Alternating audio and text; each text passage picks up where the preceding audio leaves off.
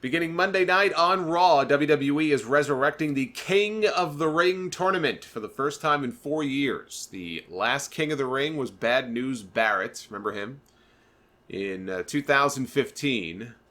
The last two King of the Ring winners actually ended up worse off for having won. One of them isn't even in the company anymore. Doesn't get much worse than that. The other one being Sheamus. I remember they put antlers on him for a while after that. That did, I didn't say irreparable damage, but it did great harm to Sheamus's career.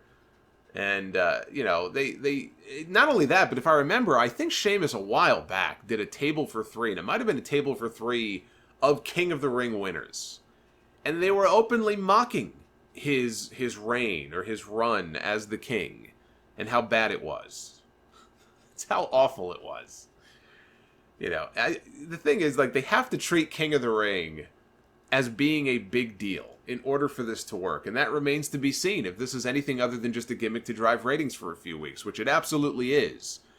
But do they want it to be more than that? I don't know. I'm not convinced of that. On Twitter, they refer to it as the prestigious King of the Ring tournament, and I laugh. I mean, I don't expect them to say that, the shitty King of the Ring tournament, but the prestigious, they talk about it as the prestigious, oh yeah, so prestigious that it's the first one we've had in 4 years. And before that, I think it was 5 years.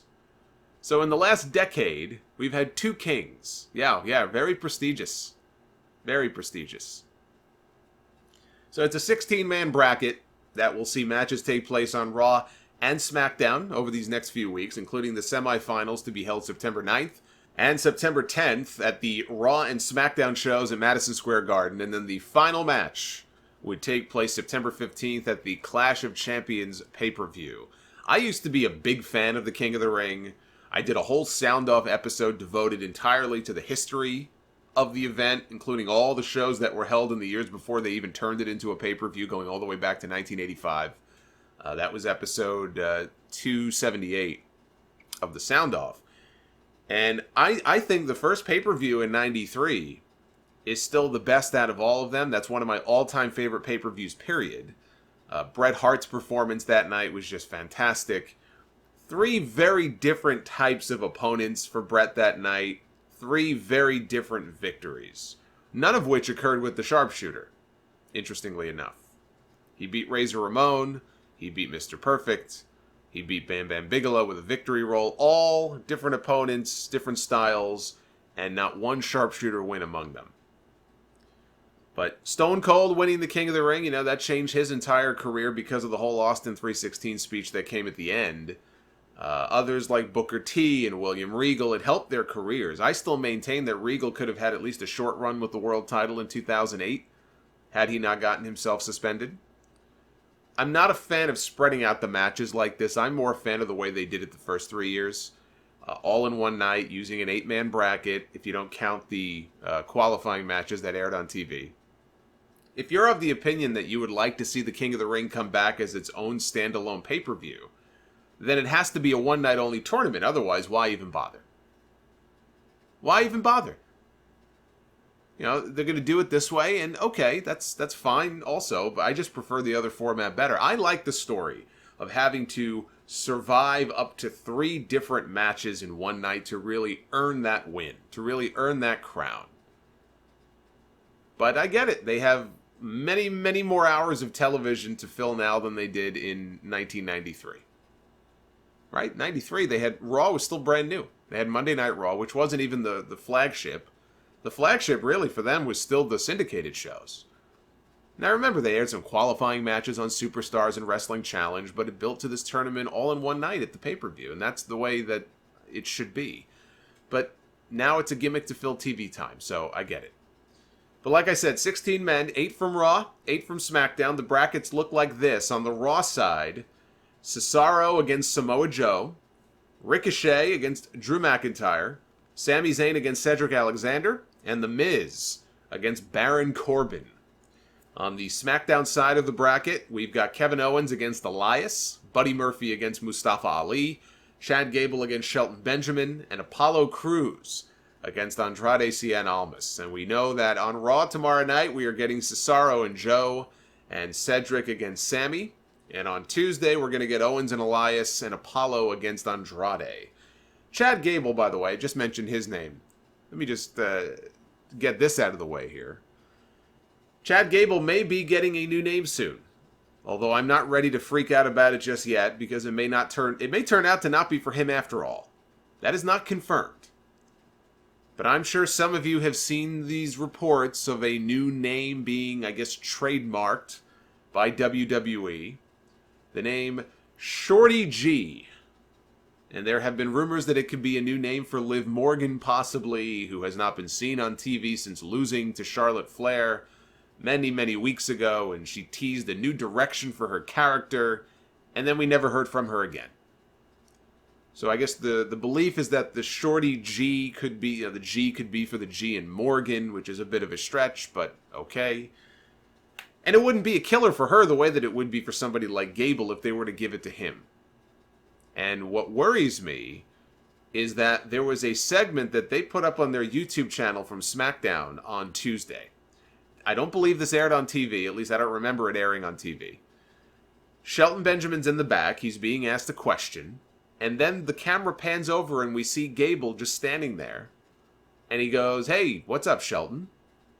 And Shelton just looks at him with this almost disgusted look on his face, and he says, "Shorty," and he walks off. Shorty. Shorty G. If they give him this fucking name, I hope he starts counting down the days to the end of his contract and his feet carry him out of that fucking company as fast as they can. I would say that it would kill his career, but we already, WWE already did that. I'm not sure they could do much worse in terms of trying to kill whatever potential career this guy could have had and could still have. I'll say this. If we end up with King Corbin in this tournament, and I don't think we will. I don't think we will. It could happen, but I don't think it will. But if they were going to do that, I would love to see Gable go all the way to the finals and have them rehash the finish that those two did in their Dusty Rhodes Tag Team Classic match. This was years ago. It might have been on that NXT Respect, the TakeOver Respect show, whatever year that was from. And this great finish in that match. This great end of days finish, Corbin pinned Gable, but just the way they did it was awesome. And even before that, Gable hit the Chaos Theory on Corbin.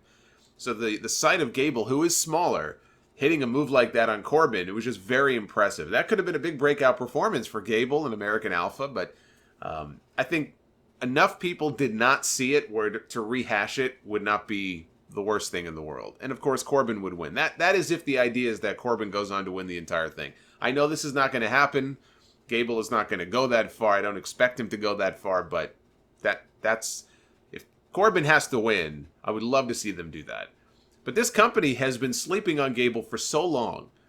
A pair of really good matches on 205 Live with Jack Gallagher is not a measure of how good this guy is. And nobody has had a chance to see it. And that needs to change. And giving this guy Shorty G as a name is a career killer. Some people will say, well, this may open up a whole new, window for him in terms of his personality. It could turn out to be a great thing for his career. The guy has personality. I saw his personality on display with the backstage vignettes and interviews and stuff with Jason Jordan. We've really not had a chance to see that. He did the whole thing with Bobby Roode. It was Roode and Gable, Glorious Gable, whatever the hell the team name was. So he had a chance to show some of his personality there, but even then, not really. Not really. He's the kind of guy who I could see, and I know there's been a lot of comparisons made to him and Kurt Angle. And Angle is aware of it, and Gable is aware of it, and there's a reason for it. Because there's a lot of similarities between them. But one of the things they did with Angle was so good. His comedic timing was incredible. So they would do these funny segments with him. It was kind of self-deprecating humor. He was making an ass out of himself. But he was very entertaining, and he could always back it up in the ring because he was a legit athlete. But he would be going on college campuses, to campaign for abstinence and handing out condoms to the students. And all these things that I remember him doing back then in the year 2000 when he really broke out as a heel. And I always looked at Gable and I said, he's the kind of guy who could be doing, maybe not giving out condoms to people, but he's the kind of guy who could be doing stuff like that. He's got a sense of humor about him. He can be that funny guy who's on the smaller side, even smaller than Angle was, but when he gets in the ring, he's like a little bulldog, right? I remember when AJ Styles came to WWE, what was Vince McMahon's name for him?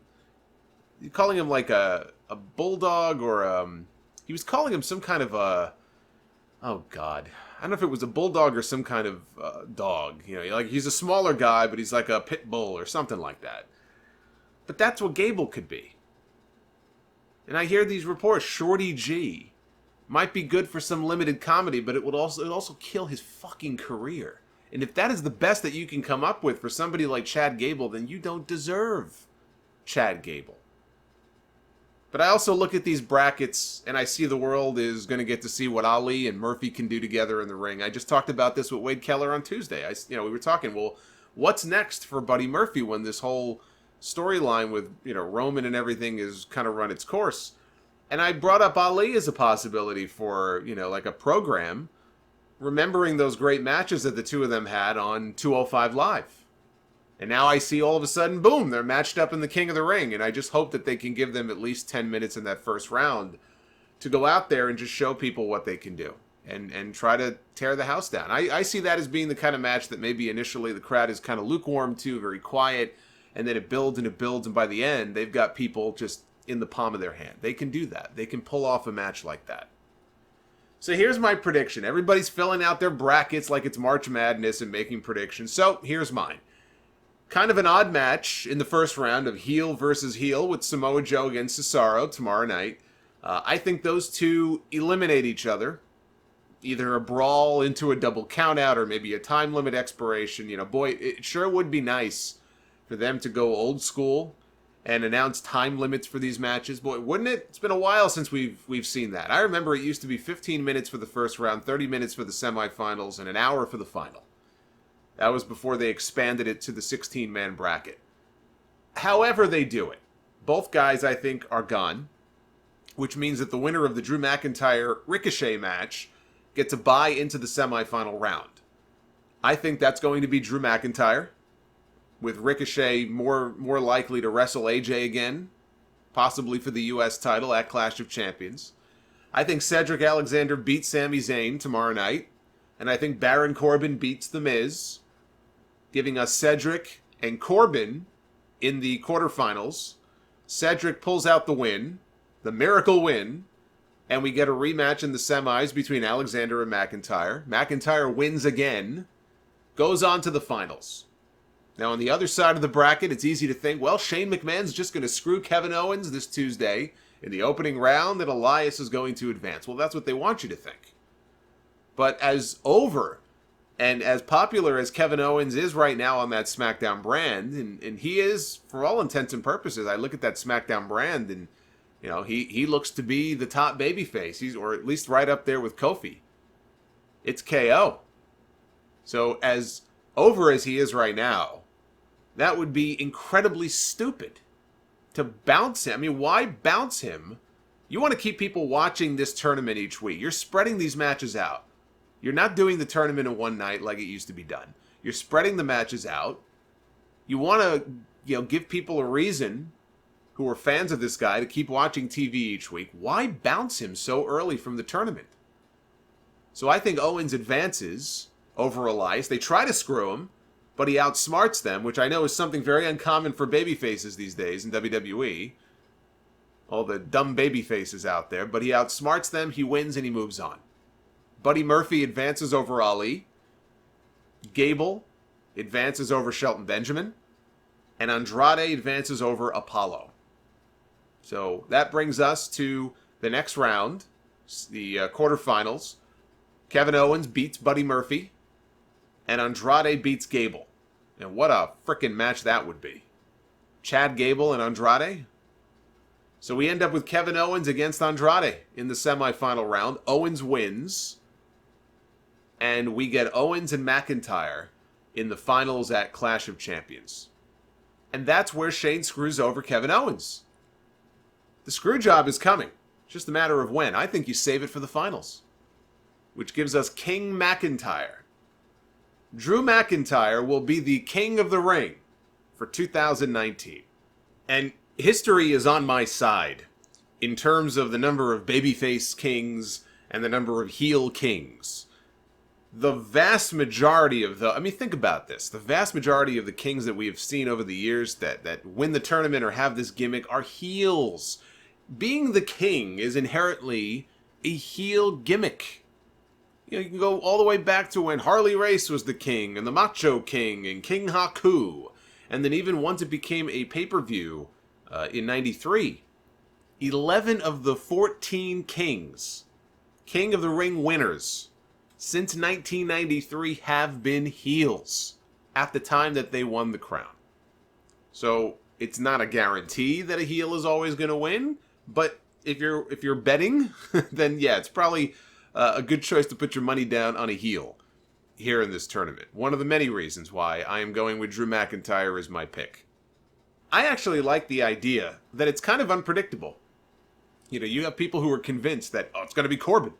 Of course it is. It's going to be King Corbin. You've got people who think it's going to be McIntyre. You have people who think it's going to be Kevin Owens. You have people who think it's going to be Andrade. There are a lot of possibilities here in this tournament, and I like that. Some people think it's going to be Ricochet. But I like the fact that you really can't say for sure who's going to win this tournament. You have a few different good options here. I think that's great. But I do think that it comes down to KO and Drew, and Shane screws KO, and we end up with Kevin Owens getting Shane McMahon one more time, this time inside Hell in a Cell in October, to hopefully, finally, end this feud once and for all. Shane can take his crazy cell bump, and he can disappear. I see people saying, well, Kevin Owens, he needs to win, like Stone Cold did. This could be for him what it was for Stone Cold. What it was for Austin in 96. And I hear that and I say, how long have you been watching wrestling for? When I hear people say that, how long have you been watching wrestling for? Were you even watching when Austin won in 96? I don't think you were. I don't see it that way at all. Austin had nothing when he won that tournament in 1996. Nothing. He wasn't even supposed to win the tournament. Triple H was going to win the tournament. Triple H has said he was going to win the tournament. And then the curtain call happened, and he got screwed, he got punished, he won it the following year. But they gave it to Austin instead. He was the backup. He was the backup quarterback that they put in the game that year at the King of the Ring. And even then, after he won, yes, he had the Austin 3:16 speech, but even after he won, people think winning that tournament just launched him into being a big star. No, it did not. He was wrestling Yokozuna on the pre-show at SummerSlam 2 months later. It wasn't until Bret Hart decided he was coming back, he was re-signing with WWE and not going to WCW and taking the offer that I believe he had to go to WCW. And they started to build to a match between Austin and Bret that year at the Survivor Series. It wasn't until that feud with Bret Hart that people finally started to take notice of how good Austin was. Austin 3:16 helped, especially in terms of merch. But it wasn't as though he just won the tournament and all of a sudden he was launched into the stratosphere. People think that tournament is what launched him. It wasn't. I look at this more like the Deadly Game tournament in 98 at Survivor Series, where Austin got screwed over, ironically, by Shane McMahon. I feel like we're always in this weird vortex where, some of the faces change and some things change, but the more they change, the more they really stay the same. Here we are again. I believe Shane McMahon is on the cusp once again of screwing over the top babyface here in this tournament. So he screwed over Austin. Shane went heel, screwed over Stone Cold, and Austin chased The Rock all the way to WrestleMania for the championship. This is after he got screwed again the next night on TV by The Undertaker and a shovel shot to the face. But that, I think, would be the better comparison to make here. Owens is already over. He is already a star to the current audience. He's not a star like Austin was. Nobody on this roster is. but the people are already behind him. You know, he's already been around here in this company for about 5 years or so. He's already got equity. Austin had no equity. Austin was the ringmaster. You know, leading up to the King of the Ring, he had only been stone cold for maybe 2 months. I don't even know if it was that long. Maybe a month. You know, meanwhile, you've got Drew McIntyre. McIntyre is being advertised, at least locally here he is, for matches coming up against Seth Rollins. Although none of them are listed as being for the Universal Championship. I don't know what the title match is going to be at Clash of Champions. I assume it probably will end up being Seth Rollins and Braun Strowman based on, you know, what they did on Monday. If so, I don't see Rollins dropping the title so soon after getting it back, which I think would be terrible for Braun, because that means he falls short yet again. But then McIntyre becoming King of the Ring should earn him a shot at the championship. There should be something at stake here. A shot at their, you know, respective brand's top title. If winning a briefcase earns you a championship match, and winning a breakout tournament in NXT earns you a match for the title of your choosing, there is no reason that your Royal Majesty should not be gifted a championship match as well. Everything should revolve around the title. I'm a big believer in that. I always have been. It hasn't always been that way. But I believe everything should revolve around the championship, or in this case, 2 championships. That should be the reason for your very existence in this company. Those titles should be the most important thing in the world. So I think we're getting King McIntyre. May he have better luck with the crown than Sheamus and Wade Barrett did. But that's who I think is winning. Now, who do I want to see win? If I had the power to decide, who do I want to see win King of the Ring? I would love to see Andrade win. I'd have it go down to Andrade and Ricochet in the finals. And Andrade wins, and you've got Zelina now as his queen. I mean, he just so happens to be dating Charlotte at the moment, who does call herself the queen on TV. But I think King Andrade with Queen Zelina could work for him the way it did for Booker and Sharmell. I mean, hey, it got Booker a world title.